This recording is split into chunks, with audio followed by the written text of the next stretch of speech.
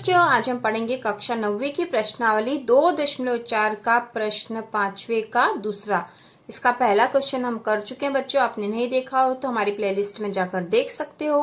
और इसी तरह के और वीडियो देखने के लिए आप हमारे चैनल को सब्सक्राइब कीजिए, जिससे कि आपको वीडियो की नोटिफिकेशन तुरंत मिल जाए। तो चलो बच्चों, शुरू करते हैं प्रश्न दूसरा, जो कि है x की घात 3 ऋण 3x की घात 2 ऋण 9x ऋण 5। तो इसमें भी बच्चों हम वही विधि अपनाएंगे कि x की जो वैल्यू है वो +-1 या +-2 या इसी प्रकार कोई सी भी संख्या हो सकती। तो सबसे पहले हम x =1 मतलब +1 रख कर देखते हैं कि क्या ये इसका गुणनखंड है ना। तो हम देख लेते हैं। x =1 मतलब होगा बच्चों x ऋण 1, है ना। x ऋण 1 है ना। क्या है इसका गुणनखंड है?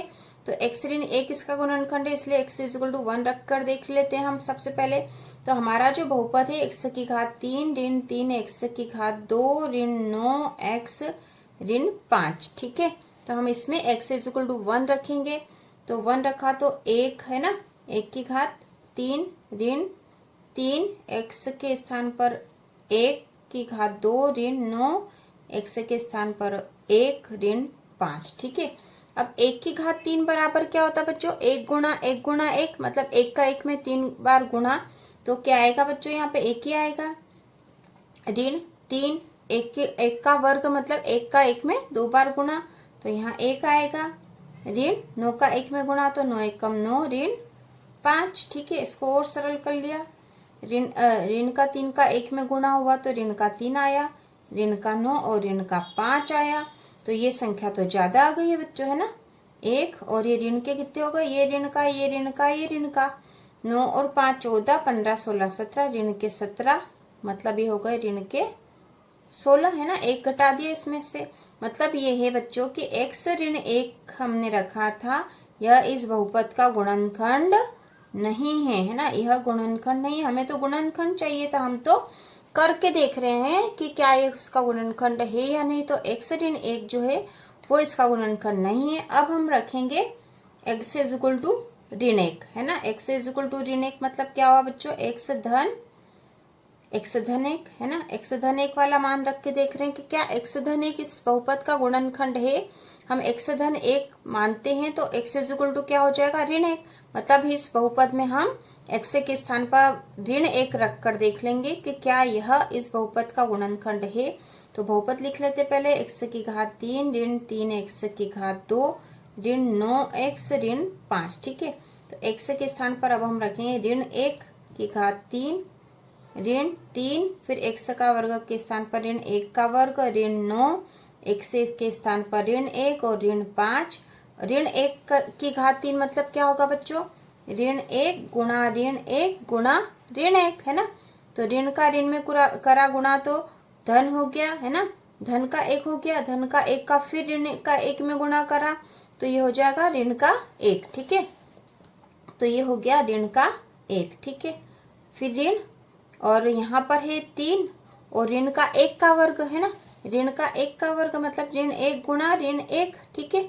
ऋण का ऋण में करा तो हो गया धन, 1 का 1 में करा तो 1, तो यहाँ आएगा बच्चों 1, ये 1।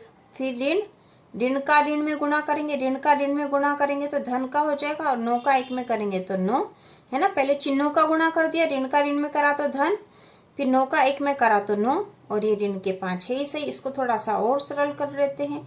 ये ऋण का 1 हो गया। अब 3 का 1 में गुणा करा तो 3, ये हो गया ऋण का 3, धन का 9 ऋण का 5, ठीक है। अब हम जोड़ लेते हैं इनको। कितने हुए बच्चों? देखो ये धन के 9 है ना। 9 तो धन के हो गए और ऋण के कितने? 5 6 7 8 और 9, ये ऋण के 9 हो गए। तो धन के 9 से ऋण के 9 कट गए तो उत्तर आ गया हमारे पास 0। इसका मतलब ये हुआ बच्चों की जो x धन 1 है, x धन 1 जो है यह बहुपद का गुणनखंड है, यह बहुपद का गुणनखंड है। अब हमें और भी चाहिए ना, और भी चाहिए कि और कौन कौन से गुणनखंड होंगे। तो हम अब क्या करेंगे कि हमें ये तो पता चल गया कि x धन 1 इस बहुपद का गुणनखंड है। तो अब हम इस बहुपद में x धन 1 का भाग लगा देंगे, है ना। x धन 1 का भाग इस बहुपद में लगा देंगे तो जो आएगा फिर हम उसका गुणनखंड करके देख लेंगे। तो पहले हम भाग लगा देते बच्चों। अब हम इस बहुपद में x धन 1 जो कि इसका गुणनखंड है उसका भाग लगा देंगे। तो जो भागफल आएगा बच्चों, जो भागफल आएगा उसका फिर हम गुणनखंड विधि से गुणनखंड निकाल लेंगे तो हमें इसके और गुणनखंड प्राप्त हो जाएंगे, है ना। तो भाग लगाने का सबसे सरल तरीका है और इसी से हम कर रहे हैं। तो हमें क्या चाहिए, यहाँ पर x की घात 3 है ना। पहला पद देखेंगे, यहाँ पे x की घात 3 है और ये x है। तो हम x में ऐसी किस संख्या का गुणा कर दें कि हमें यहाँ x की घात 3 प्राप्त हो जाए। तो हम यहाँ पे करेंगे x वर्ग, है ना, x की घात 2 का गुणा कर देंगे x में, तो x की घात 3 आ जाएगा। तो हम कर देते हैं, x की घात 2 का x में गुणा करा तो हो गया x की घात 3। और इस x के वर्ग का फिर धन 1 में भी गुणा करना पड़ेगा। तो 1 का गुणा करेंगे तो x का वर्ग ही प्राप्त हो जाएगा, वो भी धन का x का वर्ग। अब यहाँ पर अब हमें इनको घटाना है तो यहाँ घटाने के लिए इनके चिन्हों को बदल देते हैं। धन का है तो ये ऋण का हो गया, धन का है तो ऋण का हो गया, है ना।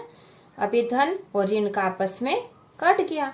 अब यहाँ देखो, इधर वाले में ऋण का 3x का वर्ग है और ये ऋण का x का वर्ग है, तो दोनों ऋण के हैं, दोनों ऋण ऋण वाले जुड़ जाएंगे। 3 और 1 4 हो गया, 4x का वर्ग, ऊपर से उतार लिया 9x। ठीक है बच्चों, अब हमें क्या चाहिए यहाँ पे, अब हमें चाहिए 4x का वर्ग चाहिए और ये तो x है। तो x में किस संख्या का गुणा कर देंगे कि यहाँ ऋण के 4x मिल जाए। तो ऋण के चाहिए मतलब ऋण का गुणा करना पड़ेगा क्योंकि ये तो धन का है ना। तो ऋण आ जाएगा और 4x का वर्ग चाहिए, 1x तो है ही सही यहाँ पे, है ना। गुणा करेंगे तो 1x और चाहिए मतलब 4x का गुणा कर देंगे। तो ऋण 4x का x में गुणा करा तो हो गया ऋण का 4x वर्ग। ठीक है, ऋण का 4x वर्ग। अब ऋण 4x का हम इस धन वाली संख्या में भी गुणा करेंगे तो धन और ऋण हो गए ऋण और 4 एकम 4, 4x हो गए। ठीक है बच्चों, अब इसको घटाने के लिए हम क्या करते हैं, इनके चिन्हों को बदल देते हैं। ये ऋण का है तो धन, ये ऋण का है तो धन हो गया। ठीक है, अब ऋण 4x का वर्ग और धन 4x का वर्ग आपस में कट गए। अब यहाँ ऋण का 9x और ये है धन का 4x, तो 9 में से 4 गए तो क्या बचे, 5। और कौन से बचेंगे बच्चों, बड़ी संख्या कौन सी, ऋण की है, तो ऋण के बचेंगे, ऋण के 5x बचे और ऊपर से उतारा हमने ऋण का 5। ठीक है, ऋण का 5 उतार ले। अब हमें यहाँ चाहिए ऋण के 5x और यहाँ तो x है, तो किसका गुणा कर देंगे कि हमें ऋण का 5x मिल जाए। तो हम ऋण के 5 का गुणा कर देंगे ना, ऋण के 5 का x में गुणा करेंगे तो ऋण का 5x हो जाएगा। तो ये हो गया ऋण का 5x, हमने कर दिया गुणा। अब इस ऋण 5 का धन 1 में गुणा होगा तो धन और ऋण ऋण हो गए और 5 एकम 5 हो गए। ठीक है, अब इनको घटाएंगे तो पहले चिन्हों को बदल देंगे, ऋण से धन और ये ऋण से धन हो गया। ऋण के 5x और धन के 5x आपस में कट गए। उसी प्रकार ऋण का 5 और धन का 5 भी आपस में कट गए। तो ये हमें एक जो शेषफल प्राप्त हुआ यहाँ पे बच्चों, देखो शेषफल नहीं बच्चों, ये भागफल जो प्राप्त हुआ हमें, अब हम इसका गुणनखंड कर देंगे। तो हमारे पास एक गुणनखंड तो इस बहुपद का है x धन 1, एक तो हमने पहले ही निकाल लिया था। और अब जो भागफल प्राप्त हुआ उसका भी हम गुणनखंड विधि से इसके भी गुणनखंड निकाल लेंगे। तो जो गुणनखंड आएंगे वो इस बहुपद के भी गुणनखंड होंगे। तो चलो बच्चों कर लेते हैं। अब हमारे पास आ गया है x का वर्ग ऋण 4x ऋण 5। तो इसमें हम गुणनखंड विधि से कैसे करेंगे बच्चों, जो बीच वाली संख्या है जो हमने पहले सवालों में भी करा था, बीच वाली संख्या को दो ऐसी संख्याओं में विभाजित कर देंगे, यदि उनका जोड़ करेंगे तो ऋण के 4x प्राप्त हो और यदि गुणा करेंगे तो क्या चाहिए हमको, x का वर्ग गुणा ऋण का 5 बराबर ऋण 5x वर्ग चाहिए हमें, है ना। इसी संख्या के जोड़ करे तो ऋण के 4 आ जाए और गुणा करे तो ऋण के 5 आ जाए।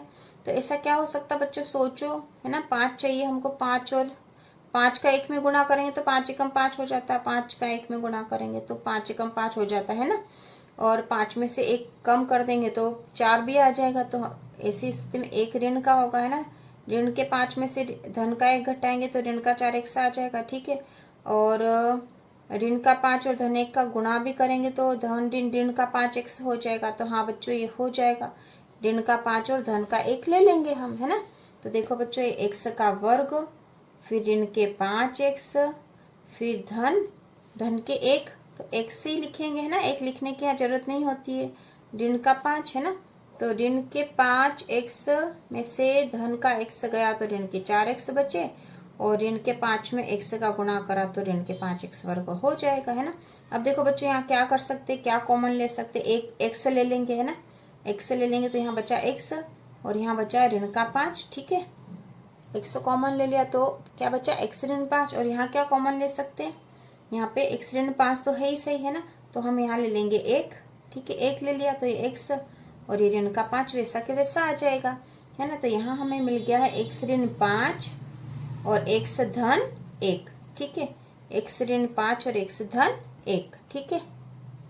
इसलिए इस बहुपद के गुणनखंड है, इस बहुपद के गुणनखंड क्या मिल गए बच्चों हमें, इस बहुपद के गुणनखंड हो गए हैं x ऋण 5 और x धन 1, ठीक है। यह बहुपद के गुणनखंड है, ठीक है।